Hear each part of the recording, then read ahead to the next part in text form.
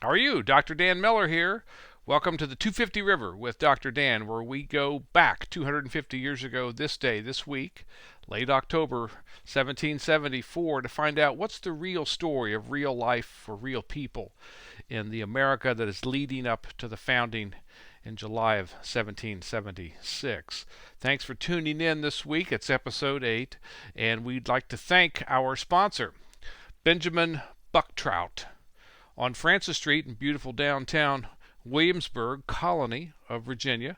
Benjamin Bucktrout has a fresh shipment of goods in, and I've got to tell you, it is remarkable. Let's go through the list quickly, if we may, because as I said, he's paying good money as the sponsor of this 8th episode of our podcast series. You can get beer, wine, cloth, shoes, gloves, hats, playing cards, lanterns, furniture. Spices and mugs are there as well. You can get guns, pistols. You can purchase saddles and a few special items for those of you who are hard to buy for. We're coming up on Christmas after all. And so, if you want to get some hair to use as the stuffing inside of a mattress or in the cushions of a chair, you can go to Benjamin Bucktrout. He's got plenty of hair for you. And if you want to get, what else can we have here? Well, that might be about it as far as those hard to find items. He wants to tell you that he can sell right now he'll sell cheap for ready money that can go straight into his pocket as we head into the last few months of the year. That's Benjamin Bucktrout, downtown Williamsburg. Please see him for everything under the sun. Thank you to him for our 99% factual, 1% fiction sponsorship of our 8th episode of On the 250 River with Dr. Dan. Boy, I got a show. I got a show for you. Here's to you. Remember I talked, well, I think episode 1, I believe, might have been my call for a national holiday. That was with the convening of the Congress, as I keep calling it and pronouncing it, the Special Congress in Philadelphia. I'd said that was early on one of the most significant things that had happened 250 years ago, well before the Declaration of Independence, and it deserved national attention, national appreciation, and a national holiday, in my view. Well, here's why. This week is why that was true. So I'm suggesting another national holiday, or maybe just a whole national holiday month of October, as far as that's concerned. So here is what's happened this week, 250 years ago. The Congress is wrapping up, and they've produced 3 major documents. One is a very detailed description of an economic boycott that will take place and will be in effect until there is the removal of the coercive acts. And boy, they get into details in this economic boycott description of what's called the Continental Association. I think the actual term of the document is Articles for Association, but they go down into the level of we want sheep to be not killed, because we're going to need more sheep to make wool of our own instead of having it shipped over from England. They also lift up to the second item on the list, and as you know, we've seen a lot of resolutions, number 1 through 5, 1 through 15, 1 through 20. Well, item number 2 on this document has to do with stopping the importation of all enslaved people. Interesting that they would elevate it to number 2.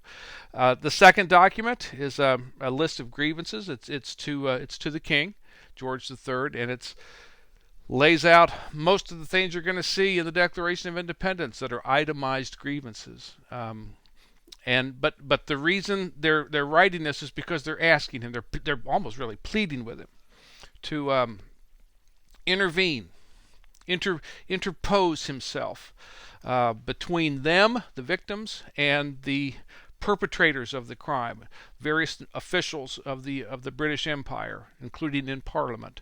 Please, our King, please, dear King, on our behalf, intervene, interpose yourself, and take away these burdensome grievances of ours. Take away these things that have been done wrongfully to us. That's the spirit of this other document. Third document is a kind of a foreign document, really. The address is Quebec. The address is Canada, and it's to the people of Canada, inviting them to join in their resistance of British imperial policy and British imperial wrongs, to wrap themselves inside of the grievances that the 13 colonies or the 12 colonies meeting in Philadelphia have articulated in this document. They say that these are universal rights that we're fighting for, or not fighting, that we're striving to protect, striving to defend, and you're part of the universe. So it's outside of themselves. It's a foreign kind of document and outreach that they're doing in this third of the three documents that are finalized this week, 250 years ago. Here's one thing I want to share. Abraham Lincoln makes a comment in his first inaugural address. Do you make a comment in an inaugural address, or you just have that as a section? I don't know which. But at any rate, he says in his first inaugural address, his first speech as POTUS, which is March of 1861, he says that the American people formed a union before they formed a nation. Long before, or well before, there was a nation, there was a union. This month, this week, this set of documents is the proof of the union. It is the birth documents and the birth moment of the union that we now have and that we now pledge to perpetuate and pledge to hold together, he says, in March of 1861. He's very specific. This isn't that much later point of the Declaration. Much later. What are we talking about? 18, 19, 20 months? Much later, he phrases it. The birth, the point of conception of Americans as a people is in this union from October of 1774. I think there's your reason, there's your call for celebration of this particular moment. So as I close down here in a minute or two, as we think about our election coming up, does a union hold an election? Or does a nation hold an election? Government holds an election. What does a union do? And what do the members, those who belong to a union, what do they owe to one another in that union?